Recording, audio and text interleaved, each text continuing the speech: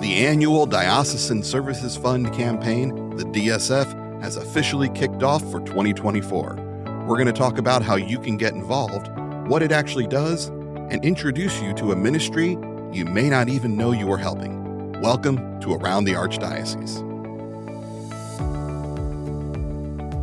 Sharing information, insights, and stories about our Catholic faith from across the Archdiocese of Galveston-Houston, you're listening to Around the Archdiocese. Here's your host, Sean O'Driscoll.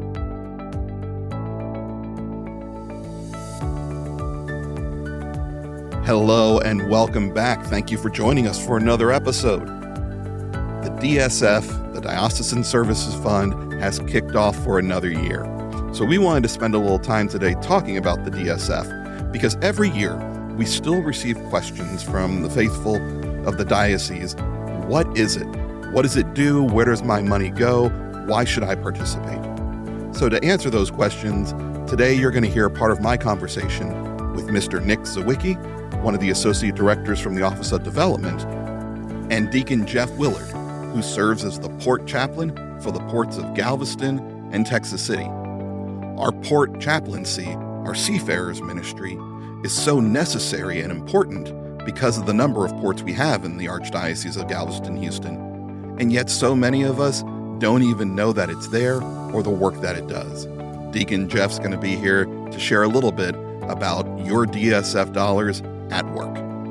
Of course, we're going to have links to everything we talk about in this episode in the show notes, so make sure you check those. And right up front, if you already know you want to get involved and make your annual donation to the DSF, you can visit archgh.org/DSF. Without further ado, let's get into the conversation. Nick, DSF, it's that time of year again. For those who are unfamiliar, maybe they've just heard Father speak about it from the AMBO, or maybe they've seen the video that was shown. Explain it to us. What is the DSF? Sure. So after the Second Vatican Council, Bishop Markowski returned to the Diocese of Galveston-Houston and said, we need a way to support the ministries of the church that are done as an entire church, not just in the parish, not just localized ministries, but on behalf of the entire diocesan and now archdiocesan family that extends our hands further beyond the parish boundaries to help and love and serve those in the name of Christ. So the Diocesan Services Fund for the last 60 years has grown to support 64 ministries that serve, that educate, that form, that prepare people to live good and holy lives. And it does it in a really meaningful and impactful way, and it's only done because all of us come together throughout the Archdiocese, all 154 parishes, to make this possible. Now, you mentioned to serve, to educate. So we're not talking about the administrative costs of the diocese. 100% of every dollar, Sean, goes directly into the ministries identified that are supported by DSF. So this isn't paying for lawyers. This isn't paying for the HR department. This is actually going to things like the catechetical office. That's right. It doesn't pay for me. I'm paid out of other sources, and our entire development team is. So you're right. No administrative cost is covered by the Diocesan Services Fund. This all goes to supporting the ministries of the Archdiocese that reach out not only to the people we serve every day in our parishes, but to those on the margins, those we don't see, those we may never meet. This is really our way as church to come together and live out the gospel message. Now, how much are we talking? I know there's a goal every year. Many in the parishes hear that, okay, our parish has been given a goal of X amount. What's the overall goal? And then how are the parish goals, defined? How are those come up with? What's the crazy calculus that goes into that? Sure. So I'm going to keep this as simple as possible. The overall goal for the DSF 24 campaign is about $14.3 million. And that's $600,000 more than the DSF 23 campaign. And then we just kind of throw chicken bones in a pot and see what happens to determine what each parish's goal is. But outside of that, we actually have a very sophisticated process in which we look at how much a parish makes over 3 years in its offertory. We take 10% of that. That's the initial goal. But if that goal goes over 5% of what the previous year's goal was, we cap it. And then we review all of these personally with Cardinal DiNardo. He assesses each parish's situation, and a large majority of our parishes are actually given a lower goal than they're assessed. And so this is a way for each parish to contribute the just amount, the right amount, based on its ability to the wider efforts of the church. And so, Sean, this is a way for everyone to benefit, not only the archdiocese, but all these ministries in turn serve the parishes. And so there's a symbiotic relationship in this effort in which the parishes are supporting these ministries and the ministries are supporting these parishes. And it's a really beautiful thing when it all comes together. It's by supporting offices and ministries such as the Office of Evangelization and Catechesis, the Office of Family Life Ministry, our pro-life office, that these ministries then in turn are able to be actualized and to be effective at the parish level. That's absolutely right. So just to give you a snapshot, DSF supports the Catholic Schools Office, right? That supports 55 Catholic high schools and grammar schools, which educate 17,500 children every year. Now, those are our future Catholics. Those are our future leaders. That the children are our future, not to fall into the cliche. But that's what it is. That's why it's so important. It supports those 75,000 people in our catechetical programs. It supports the 300,000 people served by Catholic Charities who are fed, kept warm, are clothed, our veterans who are help finding jobs, abused spouses who need care. It supports San Jose Clinic, which helps the underinsured and the uninsured, is in the oldest and one of the largest free clinics in Texas. It does so many different things that have an impact on people. Again, we will never meet, likely, because that's how many people, hundreds of thousands a year are benefited by DSF-supported ministries.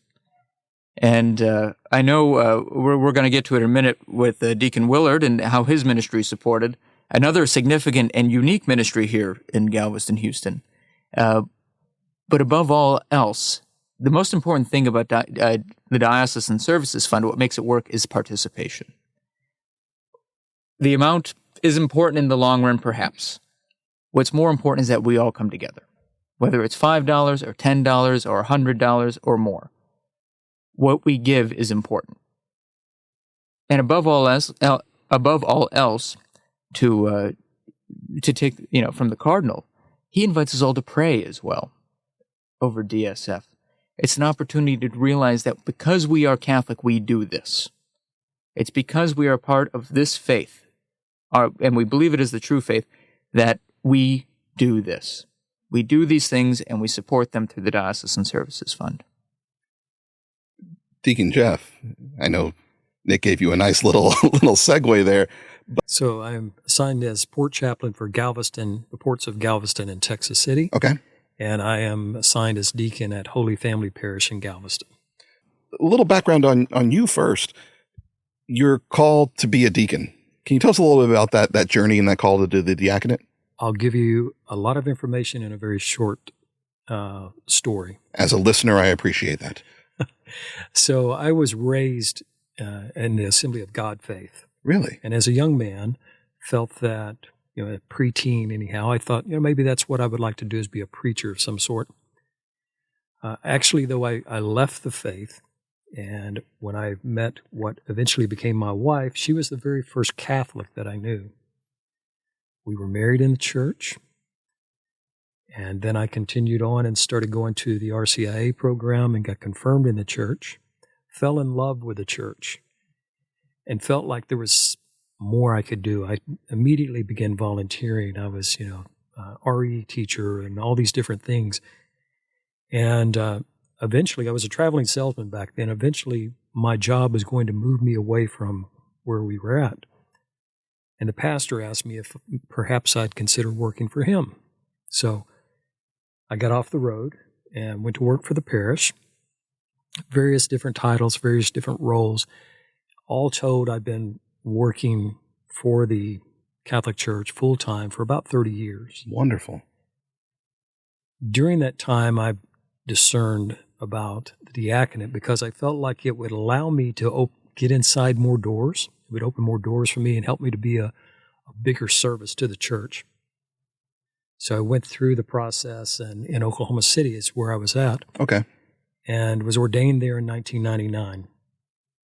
Immediately, people started coming to me saying, gosh, my husband and I are having problems. Can you help us?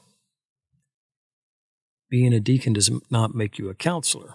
And so I realized that I could pray for people, which is very important, very valuable. But I needed something more.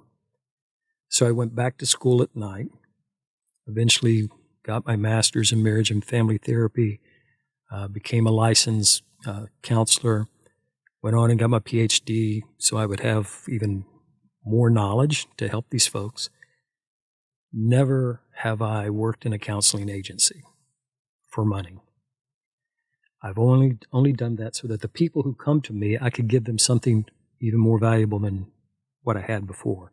I still pray with them, but I give them something else. So all that work and all that preparation, truly just to serve. Right. But it's been worth it.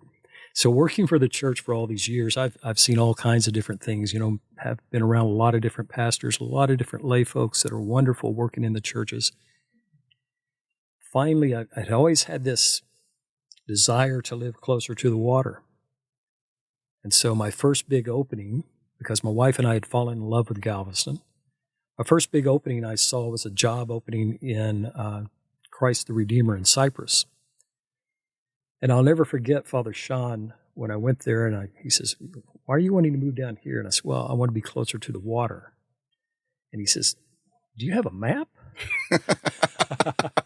And I said, yes, I do, but on that map, I have Oklahoma as well. It's much further than Cyprus. Very true. So I went to work in Cyprus for a couple of years and then moved closer to Galveston by moving on to St. John Vianney. Was working there with Father Troy, who is a Galvestonian, and was there for 3 years. But I saw this opening come up on the Archdiocese website about port chaplain, and I thought, that's where I need to be. So I jumped on that as soon as I could, not knowing anything about the ministry. I was blessed to have some conversation and exchange emails with the former port chaplain, and she was a great blessing to me, and she's kind of like still on retainer in case I need to draw from her well. But it's been just a fabulous ministry because I'm still able to serve. I'm still able to use the counseling skills, but in a very informal way. So the port ministry has just been something that I'm glad I didn't find it earlier in life, because I think I needed that time working in the parishes. I needed that time doing other things to help me build up my tools to bring to this ministry. But I will have a hard time leaving this ministry. This past year, so my office is in the Galveston Seafarer Center, which is down on the Strand, right by the port. The building that I am in is from 1873. Wow. It's always had something to do with the mariners. The Galveston Seafarer Center is a nonprofit. They are ecumenical. By their charter, they have to have a chaplain. And so the Archdiocese is gracious enough to hire me, employ me to be that chaplain. So I serve the Archdiocese, and I had the benefit of working out of the Galveston Seafarer Center. This past year, we had 23,000 crew members come into the Seafarer Center. Wow. So it's just a very busy place. Very wonderful time to make connections. The vast majority of the people who come through the door are not Christian. And my role is not to catechize them and make them into Catholics tomorrow. My role is to love whoever God puts in front of me, where they're at, and accept them. It's been fascinating, though, to see how many of them, whether they be Muslim or Hindu, agnostic, how many of them treat me differently. They treat me as if they know that I'm talking to them as someone who serves Christ. And so I jokingly, somewhat jokingly, tell people all the work that I did in the parishes, I spent my time telling people about Christ. In this role, I simply have to be Christ. And it's really through those interactions, whether it's sitting down with them in my office or in the chapel and talking to them about some kind of personal issue that's going on. If it's sitting in on a cargo ship talking with the different people, helping them to communicate with their families.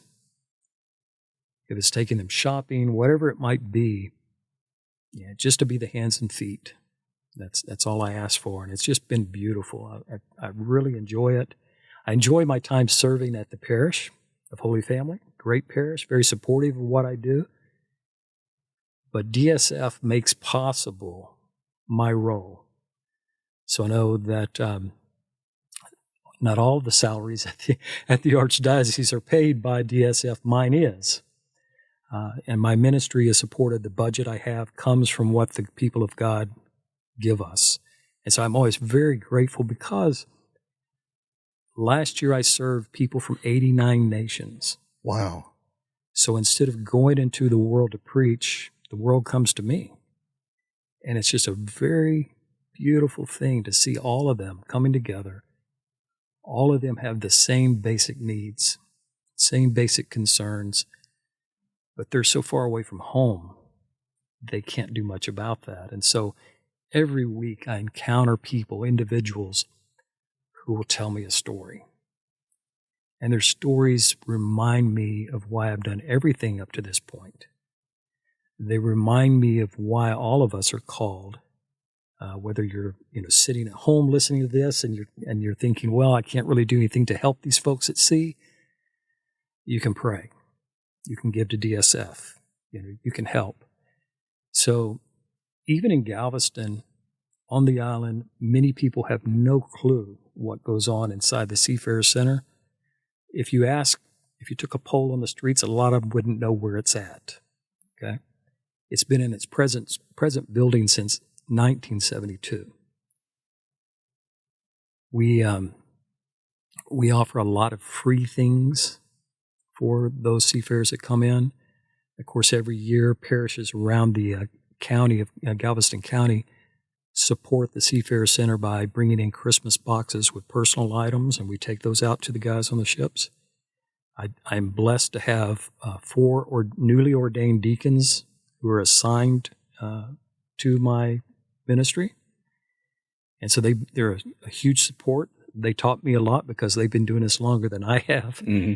I have 2 additional ones in training that are helping me out as well, or one is soon to be helping me out. One has already started. There are so many ways to serve the people at sea. And the Seafarer Center primarily takes care of the crew members from cruise ships. But on the island we have that. We also have all the cargo vessels. We also have the shrimp fishermen. We also have the regular fishermen, fishermen who go out for the day, fishermen who go out for a month. And so we support them as well. Each one of those groups of people are very unique in what their needs are, how we can access them. The shrimp fishermen, for example, are Vietnamese. And so I have one newly ordained deacon who is Vietnamese and one who is in training who is Vietnamese, and they are accepted by these shrimp fishermen. And so they minister to them in ways that I couldn't. So I can't be all things to all people, and I'm blessed to have those gentlemen. I was a little concerned, when I started this position because 89 countries, I'm fairly good with English. Depends on what time of the day it is. But it's never been a roadblock. English is the official language of maritime, the language of the sea. And so on every vessel, I'm able to communicate with at least a few people who can help me communicate with everybody else. And so there's not that roadblock, that obstacle that I thought would be there. I have the Archdiocese also has the port chaplains in Houston that work out of the Seafarer Center there. They have a unique clientele that they serve because most of theirs are container ships. Mm-hmm. So in the industry, we say no shipping, no shopping, right? Because it's easy for me to order something from Amazon and immediately start tracking the order, not thinking that some human is on a vessel somewhere bringing that to me. And so when I start seeing the human side of this, it's really humbling to see what they do. A lot of them presently are on the cargo vessels are apprehensive about their positions because of all the conflicts that are going on in the world with pirates and with terrorists. It makes their jobs a lot more difficult. You shouldn't have to go to work today and worry if you're going to be shot at, to worry if you're going to be able to get home. But that's an extra pressure that they're sensing. It's already a high-pressure job. Yeah. In the old days, they say that going to work at sea was like going to prison with a chance you'll drown. Oh, wow. And so in most of the vessels, that's not really the issue anymore. But it's very isolated. On cargo vessels, they may have a crew of 23 people. For those giant cargo vessels, 23. So they're gone. They're at sea for, 18 days usually is about the max that we have out of Galveston. Okay. I'm sure in Houston with the container ships, it's a lot longer voyage. But 18 days, and they say sometimes they only see like 3 or 4 people. Wow. Because they're all busy with their shift, with their own position. They don't see anybody else. So when they see me pull up in the van and climb up the gangway and greet them, I've got a captive audience so long as they're not busy working. So 75% of all seafarers are Filipino. Filipinos love to sing. And so we sing karaoke in the crew room. I'm not particularly good at it, but they enjoy it. They laugh. We have a good time. So it's just, there's never an ordinary week. And I remember asking Chaplain Karen Parsons, who I took over from, what can I expect? What's a typical day? What should I wear? All these different questions that you like to know the answer to before you start a new job. And she would laugh. There's not a typical day.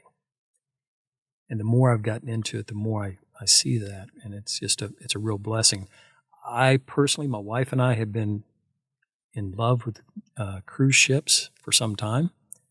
We enjoy going on them. And now that I get to serve the people who serve us on the cruise ships, it's just amazing to hear their stories. So many different backgrounds, so many different needs, so many different fears and hopes. So it's just a beautiful ministry, and I'm grateful to have the support of DSF. Without that, I don't know what we would do. It really seems to be sort of an unseen ministry field. Like you said, we know, yes, it's made somewhere else. Maybe it's made in China, but we forget what it takes to get from there to here.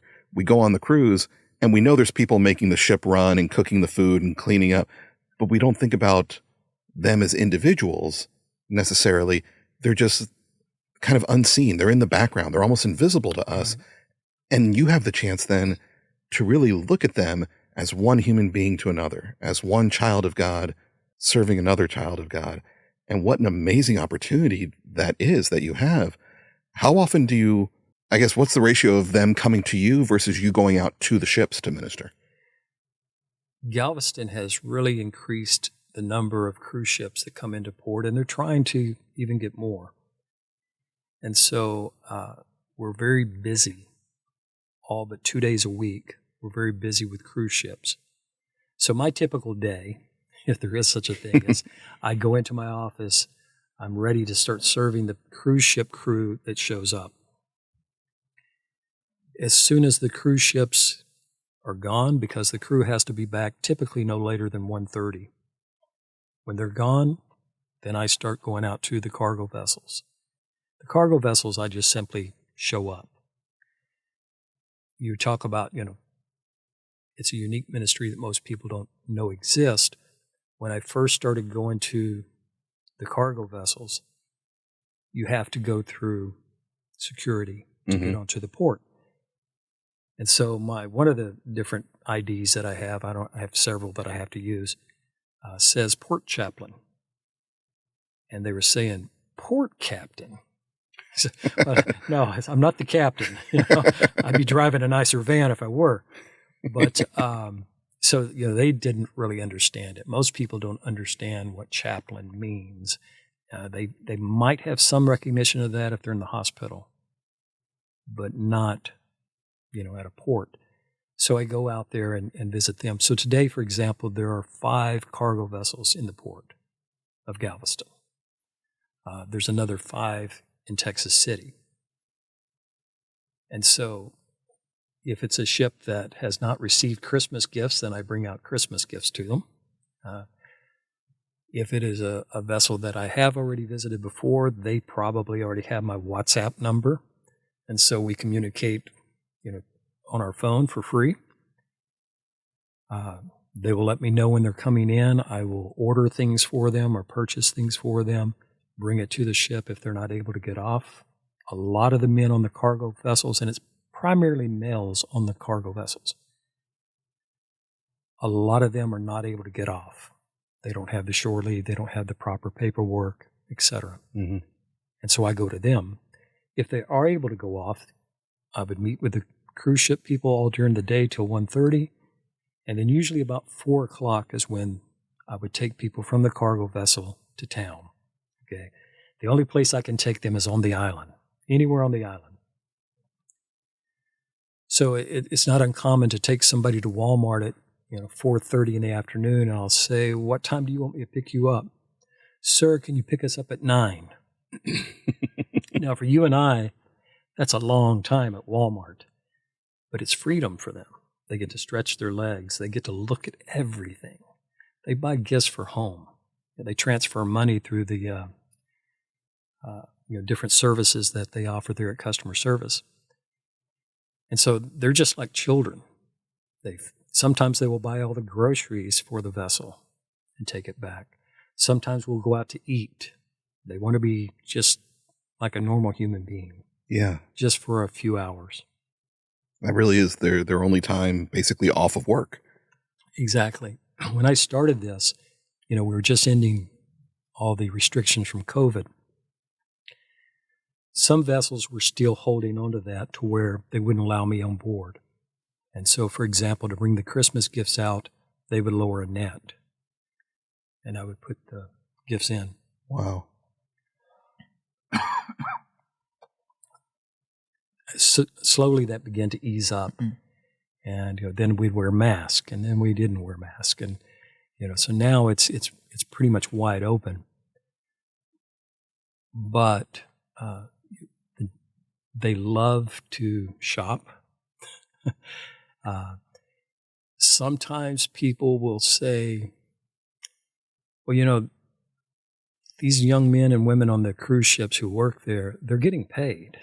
And they're getting paid far more than they would if they were at home. And I know that is true. But it doesn't necessarily mean that it's just. Because what they do and what they do it for and the hours they have to put in to get that is not just. If I wouldn't do it for that amount of money, I shouldn't expect others to do that, no matter what country they're from. I had a young lady from South Africa in my office just very recently. Big smile on her face. Young lady, she told me she was Catholic, so we came up and I asked her if she'd like to receive the Eucharist. She did. And then she showed me on her phone a video of her baby girl, laughing, very playful, chubby cheeks, 16 months old. Oh, I said, I said, she's beautiful. She says, yes. She says, I lost her last month. Oh. And of course, the counselor mode kicks in, and I start trying to empathize with her and try to, get her to open up about it. And she says, no. She was never mine. She always belonged to God. she was allowed to go home for the funeral and then come back to work. And I said, how are you able to come back to work so quickly? She says, I have a son and I have to support him. Wow. That realization that she brought out, Sean, reminded me of how nothing belongs to us. You know, the money that we may give to DSF, it didn't belong to us. And if we can put it to service, helping these folks who have a better understanding sometimes than we do, what a blessing. You know, the people who will hear this podcast will never meet these folks. But I'm telling you, they are beautiful human beings who all are making sacrifices, who all have a great joy and love in their hearts, and really need someone, and in this case it happens to be me, but someone to visit them, someone to talk to them as if they're equal. And so that is a real pleasure for me to be able to do this ministry. I thank God every day when I wake up that I'm in Galveston, getting to help all the people that I help. You know, it's funny that you phrase it that way. Nothing we have is ours. Our lives are not ours. They are His. We are His. And that actually, Nick, is the theme for this year's DSF. We are the Lord's. Well, Sean, as you know, we are the Lord's is a line from St. Paul's letter to the Romans. And it's meant to cut through the differences. Because when St. Paul is addressing the Romans in this letter, he's saying there is no free and slave. There's no Greek and Jew. There's no, he cuts through the noise. And that's a very important message for the world today. We're so distracted. We're so divided. There are all these efforts to make us lonely, as Deacon was just mentioning. And reminding ourselves that we belong to God because we are made in His image and out of love to love Him is a really powerful thing to recall. And so when we came up with the theme, we are the Lord's, that's what we had in mind. That we are many throughout the Archdiocese. We're 1.7 million in 154 parishes. But at the end of the day, not only are we all Catholic, we all belong to God. Now, Deacon, if people wanted to learn more about the Galveston Seafarers Center, you guys do have a website. That's galvestonseafarerscenter.org. Correct. And they can go and learn about that. And I'm assuming there's ways beyond the DSF that they can also help out your ministry. What's one or two simple things that they can do to assist you in the work that you're doing? Thank you, Sean. The website is for the Seafarers Center. And again, I work out of the Seafarers Center. I am not actually technically a part of the Seafarers Center. So the ministry that I have is separate in funding, okay?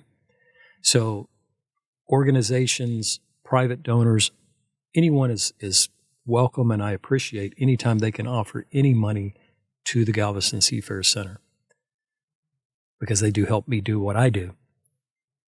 If they wanted to donate, the best thing to do is give to the DSF and let someone know this is why they're doing it. It doesn't matter. If I had 1/2 of the DSF amount of money come into my ministry, I wouldn't know what to do with it. Okay. The Archdiocese gives me a budget. I am a good steward with that budget, and I make sure that the needs are met. If I get in a bind, I raise the red flag and they help me out. So they can also, I encourage them to contact me. I love giving tours. And he's very good at it. Would love to have people come by and drop in. It's a fascinating ministry, and one that until you see it, you really don't have an understanding of what all it is. So, I would say just give to DSF, number one. Number two, if you want to hear more information, want to hear the story, go to the Galveston Seafarers Center website. And we'll go ahead and put a link to that in the show notes for this episode. Thank you.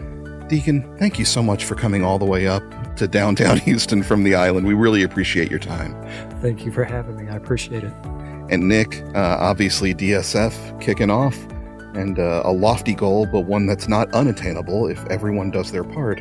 we can do amazing things in the name of Jesus Christ and His church. It's absolutely right, Sean. And anyone who wants to partake in that can just visit archgh.org/DSF.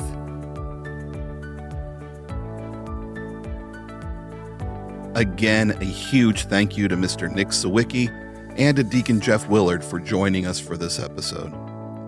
Again, the Diocesan Services Fund, the DSF, allows you to enable the 64 ministries of the Archdiocese that are done in your name. These ministries, which no single parish can accomplish on its own, are meant to bring Christ to those in our midst. We invite you to prayerfully consider making a donation to this year's DSF. You can visit archgh.org/DSF to make a one-time or recurring donation online, to learn about what your gift does and learn more about the 64 ministries supported by the DSF, and even read some of the impact reports from previous year's campaigns.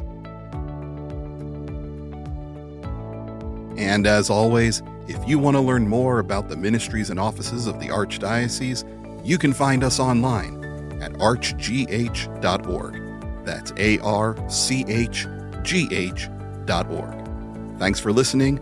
We'll talk to you again soon, here on Around the Archdiocese.